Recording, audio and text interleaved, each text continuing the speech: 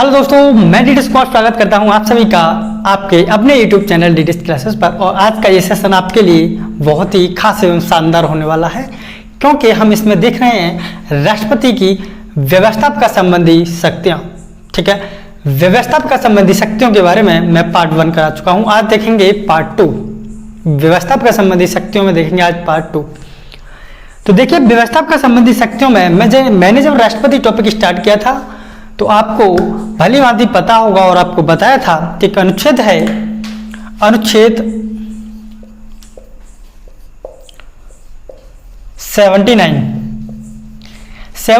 यानी 79 जो अनुच्छेद है वो संसद के बारे में बताता है।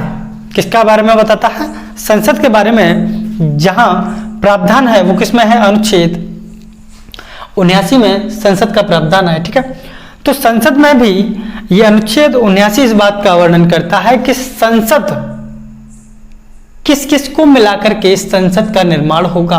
तो संसद का जो भाग होता है वो कौन कौन होता है? लोकसभा नंबर पहला, दूसरा राज्यसभा, और जो तीसरा जिसके बारे में हम बात कर रहे हैं वो है राष्ट्रपति। ठीक है, मैं आपको ये पढ़ा चुका हूं कि जो 79 अनुच्छेद है यानी जो आर्टिकल है इसमें संसद के बारे में वर्णन मिलता है, और संसद का निर्माण लोकसभा, राज्यसभा और ये आपका जो राष्ट्रपति है, और इन तीनों को मिलाकर के एक संसद का निर्माण होता है। ठीक है, आपको पता होगा और आपको याद होगा कि कोई भी कानून बनने से पहले जिस अवस्था में होता है, कोई भी कानून बनने से पहले जिस अवस्था में होता है उसे हम क्या कहते हैं? विधेयक या बिल कहते हैं। कोई दिक्कत? ठीक है, कोई भी कानून बनने से पहले जिस अवस्था में होता है उसे हम क्या बोलेंगे? विधेयक या बिल बोलते हैं। ठीक है, तो ये जो संसद होती है इसका काम क्या है? संसद का काम होता है कानूनों का निर्माण करना। ठीक है, संसद जो होती है वो कानून का निर्माण ही तो करती है। संसद का जो मुख्य कार्य है वो होता है कानूनों का निर्माण करना, और कोई भी कानून बनने से पहले जिस अवस्था में होता है उसे हम विधेयक या बिल कहते हैं। राइट, तो देखिए ये क्या है? संसद। आज हम बेसिकली जिस अनुच्छेद यानी जिस आर्टिकल पर बात करने वाले हैं वो 111 और 123 पर हम डिटेल से चर्चा करेंगे। तो संसद का मुख्य कार्य क्या है? कानूनों का निर्माण करना, कानून का निर्माण करना। ठीक है, जो संसद का मुख्य कार्य होता है वो होता है कानूनों का निर्माण करना। राइट, अब कोई भी कानून, जैसे ये संसद है, संसद में कोई भी विधेयक लाया जाएगा। ठीक है, विधेयक लाया जाएगा, और विधेयक कहां जाएगा? राष्ट्रपति जी के पास। ठीक है, संसद में कोई भी कानून आया, और संसद में कोई भी विधेयक आया, विधेयक किसके पास जाएगा? राष्ट्रपति के पास। ठीक है, तो इसी टॉपिक पे हम बात करेंगे राष्ट्रपति की व्यवस्था का जो संबंधी शक्तियां होते हैं उसके बारे में। ठीक है, तो ये बिल कहां जाएगा? राष्ट्रपति जी के पास जाएगा ये बिल। ठीक है, संसद का कार्य क्या होता है? कानून का निर्माण करना, और कानून को निर्माण करने के लिए क्या होगा? विधेयक लोकसभा से पारित होगा, उसके बाद में राज्यसभा से पारित होगा, और उसके बाद में जब जाएगा तो विधेयक किसके पास जाएगा? राष्ट्रपति जी के पास। ठीक है, अब राष्ट्रपति जी, देखिए जैसे मान लीजिए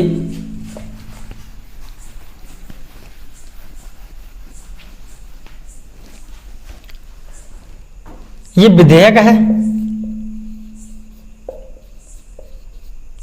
ठीक है, विधेयक जाएगा कहां? राष्ट्रपति जी के पास। विधेयक जाएगा राष्ट्रपति के पास। अब इस विधेयक पर राष्ट्रपति जी 3 प्रकार से अपना जो है प्रक्रिया सुना सकते हैं। जैसे अगर इस विधेयक पर राष्ट्रपति जी ने हस्ताक्षर किए, अगर इस विधेयक पर राष्ट्रपति जी ने हस्ताक्षर किए तो क्या बन जाएगा? कानून। क्योंकि बिना राष्ट्रपति जी के हस्ताक्षर के कोई भी बिल या विधेयक कानून नहीं बन सकता। ठीक है, तो अगर हस्ताक्षर करेंगे तो क्या बनेगा? कानून। ठीक है, या राष्ट्रपति जी इस विधेयक को एक बार पुनर्विचार के लिए भेज सकते हैं। ठीक है, एक तो कंडीशन होगी ये, एक क्या होगी कि हस्ताक्षर करेंगे उस विधेयक पर, दूसरी कंडीशन होगी उस विधेयक को पुनर्विचार के लिए भेज सकते हैं। ठीक है, कि आप इस पर दोबारा से एक बार और विचार कर लीजिए। ठीक है, तीसरी जो कंडीशन बनेगी वो बनेगी किसी भी विधेयक पर राष्ट्रपति जी का ना कहना और ना ही हाँ कहना। क्या है? न तो हाँ और ना ही ना। ठीक है, एक तो कंडीशन बनेगी कि राष्ट्रपति जी उस पर हस्ताक्षर करेंगे, दूसरा कंडीशन क्या बनेगी कि राष्ट्रपति जी उस विधेयक को पुनर्विचार के लिए भेज सकते हैं। जो तीसरी कंडीशन बनेगी वो बनेगी किसी भी विधेयक पर ना तो राष्ट्रपति जी ना कहेंगे और ना ही हाँ कहेंगे। ठीक है, और इसे ही कहते हैं हम वीटो। क्या कहते हैं इसको? वीटो। ठीक है, ये जो निर्णय होता है इसको बोलेंगे हम वीटो। ठीक है, ना ही ना कहना और ना ही हाँ कहना, यानी इसे बोलते हैं हम वीटो, वो भी पॉकेट वीटो। कौन सा वीटो? पॉकेट वीटो जो होगा वो यही होगा। ठीक है, बेसिकली देखिए जो दुनिया भर में जो वीटो होते हैं, वीटो का मतलब होता है निषेधाधिकार। क्या मतलब होता है वीटो का? देखिए,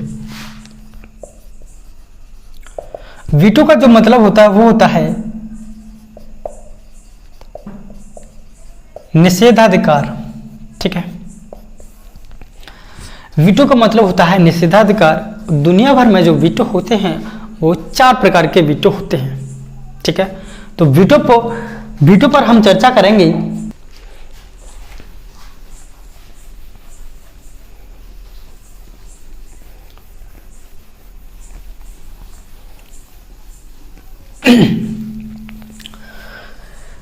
तो हम किस पर चर्चा करेंगे? वीटो पर।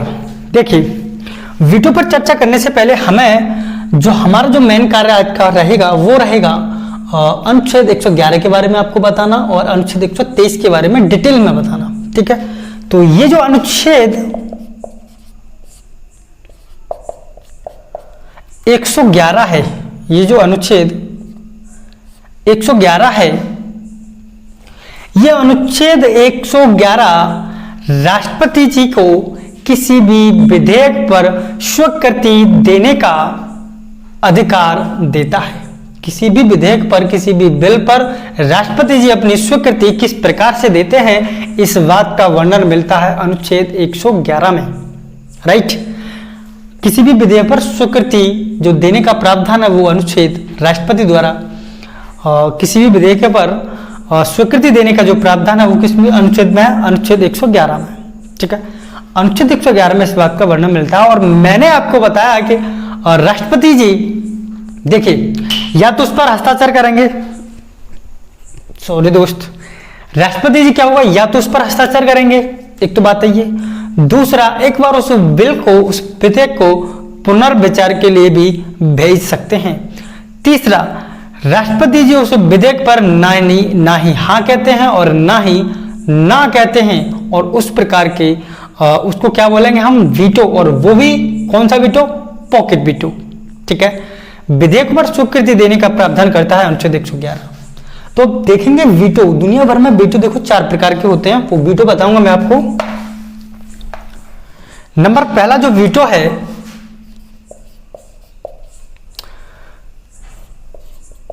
वीटो है क्वालिफाइड वीटो।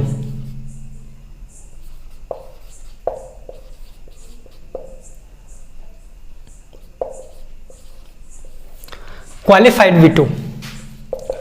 क्वालिफाइड वीटो का मतलब होता है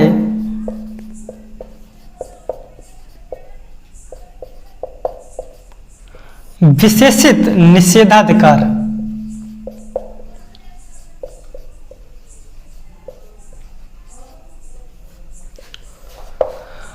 जो क्वालिफाइड वीटो होता है, उस क्वालिफाइड वीटो का जो मतलब होता है वो होता है विशेषित निषेधाधिकार, राइट। अब इस क्वालिफाइड वीटो में होता क्या है, जैसे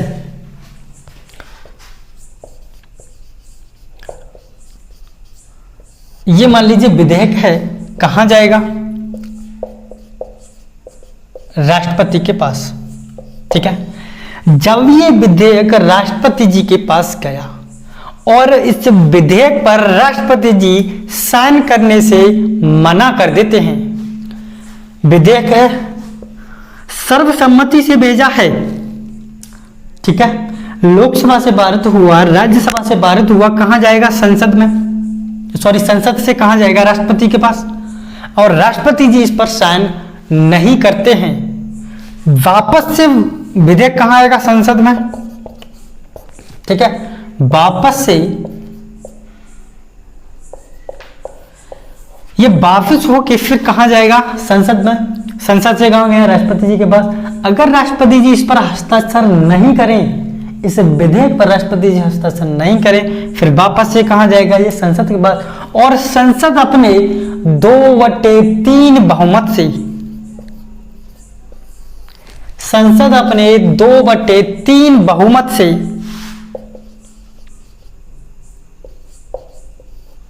इस प्रस्ताव को दोबारा से राष्ट्रपति जी के पास भेजे, तो राष्ट्रपति जी इस पर तब जाकर के साइन करेंगे, यानी कि ये होता है क्वालिफाइड वीटो, ठीक है। अगर संसद अपने 2/3 बहुमत से इसको पारित करके भेजे तो ही राष्ट्रपति जी इस पर अपने साइन करेंगे, और ये होता है क्वालिफाइड वीटो। ये मेरा आपसे क्वेश्चन है, क्या भारत के राष्ट्रपति को क्वालिफाइड वीटो का पावर है? क्या भारत के राष्ट्रपति क्वालिफाइड वीटो का यूज कर सकते हैं, प्रयोग कर सकते हैं?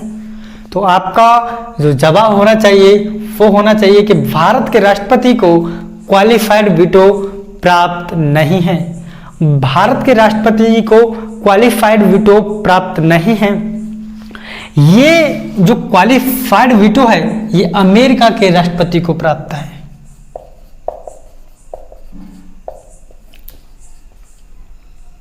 अमेरिका के राष्ट्रपति को क्या है, ये क्वालिफाइड वीटो प्राप्त है। भारत के राष्ट्रपति को क्वालिफाइड वीटो प्राप्त नहीं है। समझ में आ गया क्वालिफाइड वीटो। दूसरा देखिए,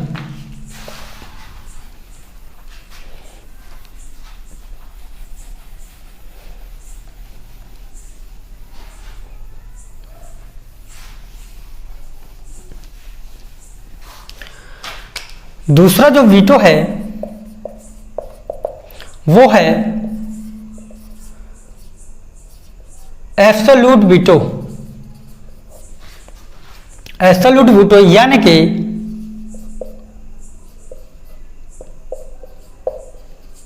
आत्यंतिक निषेधाधिकार।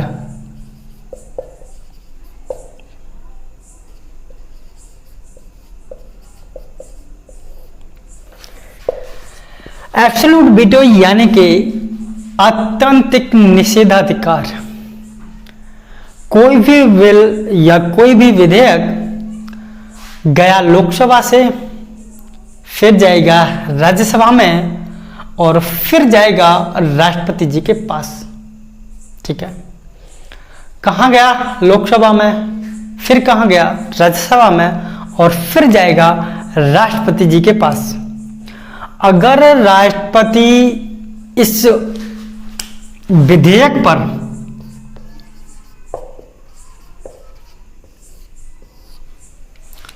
ये जो विधेयक है, इस विधेयक पर साइन करने से अगर मना कर देते हैं कि इस विधेयक पर मैं साइन नहीं करूंगा, तो याद रखिए वो विधेयक वहीं पर समाप्त हो जाएगा। वो बिल क्या है, वहीं पर समाप्त हो जाएगा, यानी कि वो बिल दोबारा से कभी भी राष्ट्रपति के पास नहीं जाएगा। यानी हमने मना कर दिया, यानी कि सब कुछ मना है, ये दोबारा से राष्ट्रपति के पास नहीं जाएगा। इसे बोलते हैं हम एब्सोल्यूट वीटो, यानी आत्यंतिक निषेधाधिकार। यानी कि हमने मना तो सबकी मनाही है, ये दोबारा से विधेयक क्या है, राष्ट्रपति जी के पास नहीं जाएगा। नंबर तीसरा वीटो देखेंगे। तीसरा जो वीटो है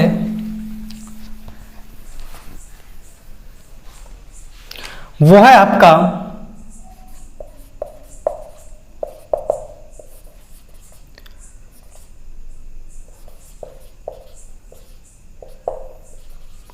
सस्पेंसिव वीटो। ठीक है, जो तीसरा वीटो है वो है सस्पेंसिव वीटो, यानी कि इसे बोलते हैं हम निलंबनकारी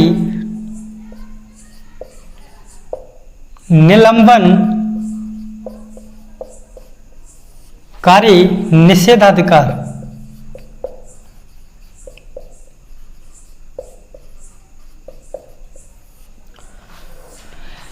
ये जो वीटो होता है सस्पेंसिव वीटो, इसे बोलते हैं हम निलंबनकारी निषेधाधिकार। इसमें कुछ नहीं है, इसमें यह है कि ये जो वीटो है, इस सस्पेंसिव वीटो का मतलब यह है कि कोई भी विधेयक अगर राष्ट्रपति जी के पास जाता है तो राष्ट्रपति जी को इस बात का पावर है, ये वीटो प्राप्त है कि वह उस विधेयक को, उस बिल को एक बार पुनर्विचार के लिए संसद के पास भेज सकते हैं।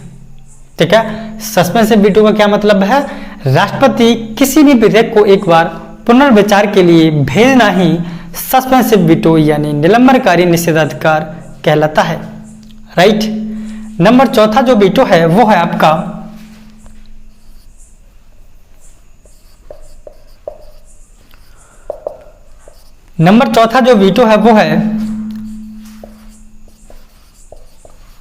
Pocket veto. नंबर जो चौथा वीटो है, ये तीसरा था, ये चौथा है। नंबर जो चौथा वीटो है वो है पॉकेट वीटो, यानी जेबी निषेधाधिकार।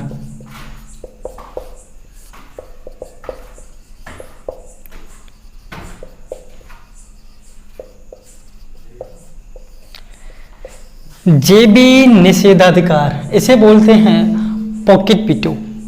और पॉकेट वीटो का जो मतलब होता है वो होता है कोई भी विधेयक लोकसभा में जाएगा, राज्यसभा में जाएगा और उसके बाद वह जाएगा राष्ट्रपति जी के पास। कहाँ जाएगा, राष्ट्रपति जी के पास जाएगा। और राष्ट्रपति जी के पास जाएगा और उस विधेयक पर अगर राष्ट्रपति जी ना ही ना कहते हैं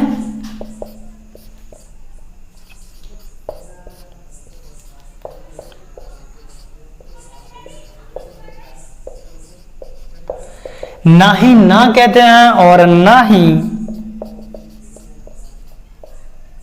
हाँ कहते हैं,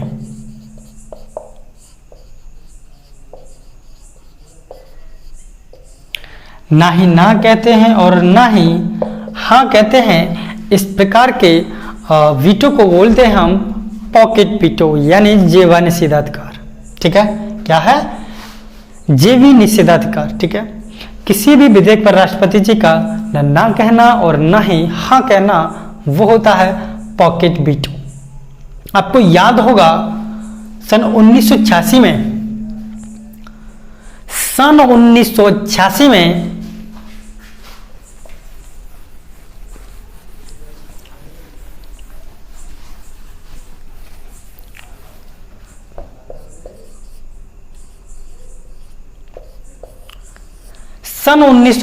में जिस समय ज्ञानी जेल सिंह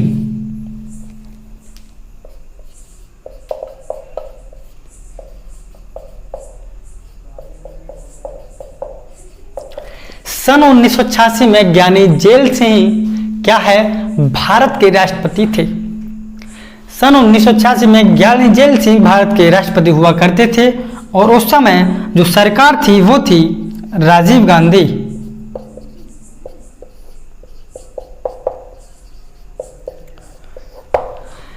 ज्ञानी झैल सिंह देश के राष्ट्रपति थे और जो सरकार थी वो किसकी थी, यानी कि जो प्रधानमंत्री थे वो थे ज्ञानी झैल सिंह।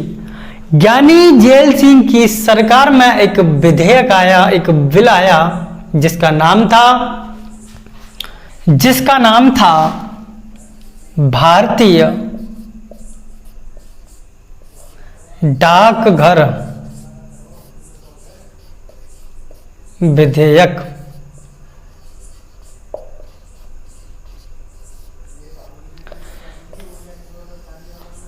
राजीव गांधी जी की सरकार में एक विधेयक आया 1986 में, तब जो देश के राष्ट्रपति थे वो थे ज्ञानी झैल सिंह। और ये विधेयक जो आया भारतीय डाकघर विधेयक, इस पर राष्ट्रपति जी ने ना ही ना किया और ना ही इस विधेयक पर राष्ट्रपति जी ने हाँ किया। और राष्ट्रपति जी ने क्यों हाँ और ना नहीं किया, क्योंकि उन्होंने कहा था कि इस विधेयक में देखो था क्या, ये भारतीय डाकघर विधेयक था, इसमें यह था कि कोई भी डाकिया किसी भी लिफाफे को खोलकर देख सकता है। इस डाकघर विधेयक में क्या था कि कोई भी डाक विभाग वाला डाकिया किसी भी लिफाफे को क्या है खोल करके देख सकता है। तो ज्ञानी झैल सिंह ने कहा कि अरे ये तो व्यक्ति की क्या है निजता के अधिकार का उल्लंघन है। अरे व्यक्ति की प्राइवेसी है वो भाई, व्यक्ति की लिफाफा क्या है, एक तरह से प्राइवेसी है, यानी कि उसके निजता के अधिकार का उल्लंघन करता है। ये जो विधेयक है भारतीय डाकघर विधेयक, और राष्ट्रपति जी ने ना ही इस विधेयक पर हाँ किया और ना ही ना किया। लेकिन अगर मनी विल हो यानी धन विधेयक हो और आपका जो संविधान संशोधन विधेयक हो, इन पर राष्ट्रपति जी अनिवार्य रूप से स्वीकृति देते हैं। ठीक है, धन विधेयक पर क्या है, राष्ट्रपति जी कभी पुनर्विचार के लिए नहीं भेजेंगे, क्या होगा, राष्ट्रपति जी अनिवार्य रूप से अपनी स्वीकृति देंगे। ये बात आप याद रखना। ठीक है, धन विधेयक पर राष्ट्रपति जी क्या है, अनिवार्य रूप से आप अपनी क्या है स्वीकृति देंगे।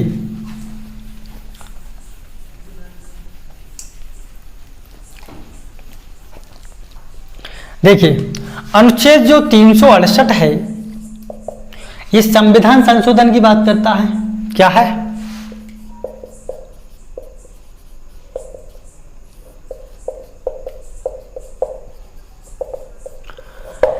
यह अनुच्छेद 368 है वो संविधान संशोधन की बात करता है। और 24वां संविधान संशोधन 1971 में इंदिरा गांधी जी की सरकार में हुआ। 24वां संविधान संशोधन इंदिरा गांधी जी की सरकार में 1971 में हुआ। 24वां संशोधन था 1971 में इंदिरा गांधी जी की सरकार में हुआ। और ये जो अनुच्छेद है 368 जो संविधान संशोधन की प्रक्रिया के बारे में बताता है, इसमें ये प्रावधान किया गया कि राष्ट्रपति जी संविधान संशोधन विधेयकों को अनिवार्य रूप से स्वीकृति देंगे।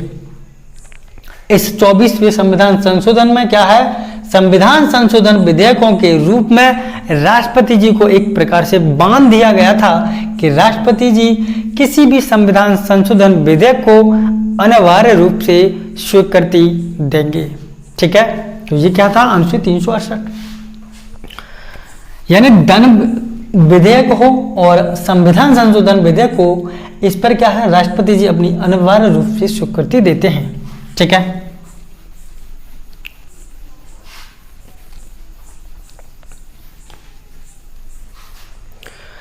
बात करेंगे अनुच्छेद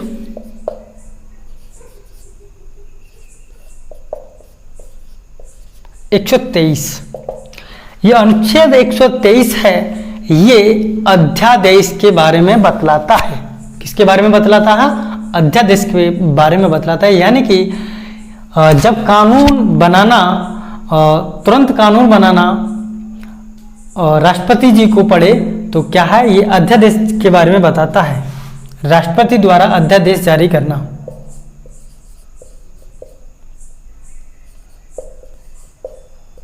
अध्यादेश जारी करना।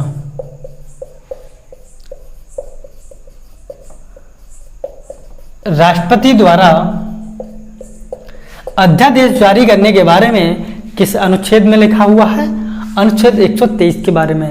ठीक है, अनुच्छेद 123 में क्या लिखा हुआ है? राष्ट्रपति जी विषम परिस्थितियों में जब संसद का सत्र नहीं चल रहा हो, संसद का जो सत्र है वो नहीं चल रहा हो, क्योंकि देखिए अगर संसद का सत्र चलेगा तो आप कानून बना सकते हो, फिर तो कोई दिक्कत है नहीं। अगर राष्ट्रपति जी को इस बात की अनुभूति हो जाए, इस बात का ज्ञान हो जाए कि देश में ऐसी परिस्थितियां हैं कि कानून बनाना तुरंत ही आवश्यक है, क्या है? कानून बनाना तुरंत ही आवश्यक है और संसद का सत्र नहीं चल रहा है। ठीक है, संसद का सत्र नहीं चल रहा है तो क्या है, राष्ट्रपति जी अध्यादेश जारी कर सकते हैं। इस बात का वर्णन है अनुच्छेद 123 में। ठीक है, तो अब अध्यादेश जारी करेंगे और इस अध्यादेश की जो अवधि होगी वो 6 सप्ताह होगी, या आप यूं भी कह सकते हो कि ये जो अध्यादेश है इसकी अवधि 6 सप्ताह या 6 माह भी हो सकती है। क्या है? 6 सप्ताह भी हो सकते हो, 6 माह भी हो सकते, क्योंकि सत्र के जो संसद का जो सत्र चलता है उनके बीच में जो अधिकतम समय का जो अंतराल होता है वो 6 माह का होता है। क्या है? समय का जो अंतराल होता है 2 सत्रों के बीच में वो 6 माह का होता है। तो इस वजह से क्या है, ये अवधि 6 माह भी हो सकती है। 6 माह, एक तो 6 सप्ताह होगी इस अध्यादेश की अवधि, और अगर आप जैसे सत्र नहीं चल रहा है तो क्या है, इस अध्यादेश की अवधि 6 माह भी हो सकती है। राइट, तो 6 सप्ताह और 6 माह क्या है, अध्यादेश की अवधि रहेगी। और इस अनुच्छेद 123 में इस बात का भी वर्णन मिलता है कि जो प्रभाव कानूनों का होगा, जैसे कोई भी कानून बना वो कानून जनता को जैसे फॉलो करना ही करना है। राइट, क्योंकि वो कानून है। तो इस अनुच्छेद 123 में इस बात का वर्णन मिलता है कि जो प्रभाव कानूनों का होगा वही प्रभाव इस अध्यादेश का होगा। क्योंकि मैंने आपको पढ़ाया था, एक अनुच्छेद पढ़ाया था मैंने आपको, अनुच्छेद 13, और अनुच्छेद 13 की जो धारा 3 है इसमें इस बात का वर्णन मिलता है कि अध्यादेश भी विधि शब्द की परिभाषा में आता है। अध्यादेश भी क्या है, विधि शब्द की परिभाषा में आता है। और आपको याद होगा कि जो विधि शब्द की परिभाषा में आता है उसे हम कोर्ट में चैलेंज कर सकते हैं। तो आपके मन में ये ख्याल आ रहा होगा, क्या हम राष्ट्रपति के अध्यादेश को भी कोर्ट में चैलेंज कर सकते हैं? तो जी हाँ, हम राष्ट्रपति के अध्यादेश को भी कोर्ट में चैलेंज कर सकते हैं। ठीक है, क्योंकि क्या है, ये अध्यादेश भी अनुच्छेद 13 की जो धारा 3 है उसमें लिखा हुआ है कि अध्यादेश भी विधि शब्द की परिभाषा में आता है। तो जब विधि है तो क्या है, कोर्ट में चैलेंज किया जाएगा। ठीक है, यानी इसको भी क्या है, हम कोर्ट में चैलेंज कर सकते हैं। और एक बात रह गई, जैसे राष्ट्रपति जी के बारे में हम टॉपिक के बारे में हम बात कर रहे थे, तो उसमें एक बात रह गई कि किसी भी विधेयक पर राष्ट्रपति जी जब अपनी स्वीकृति देते हैं तो उसमें कोई भी क्या है, अनुच्छेद 111 में इस बात का वर्णन मिलता है कि स्वीकृति देना क्या है, अनुच्छेद 11 में इस बात का वर्णन मिलता है। और उसी में इस बात का वर्णन मिलता है कि उसके लिए कोई भी अवधि निर्धारित नहीं है, कि राष्ट्रपति जी को किसी भी अध्यादेश पर इतने समय में स्वीकृति देनी होगी, यानी कि उनके लिए कोई भी समय सीमा निर्धारित नहीं है, कोई भी अवधि निर्धारित नहीं है। एक केस मैं आपको बताता हूं, एक केस है तकरीबन 1988 का केस है। केस था डीसी बधवा,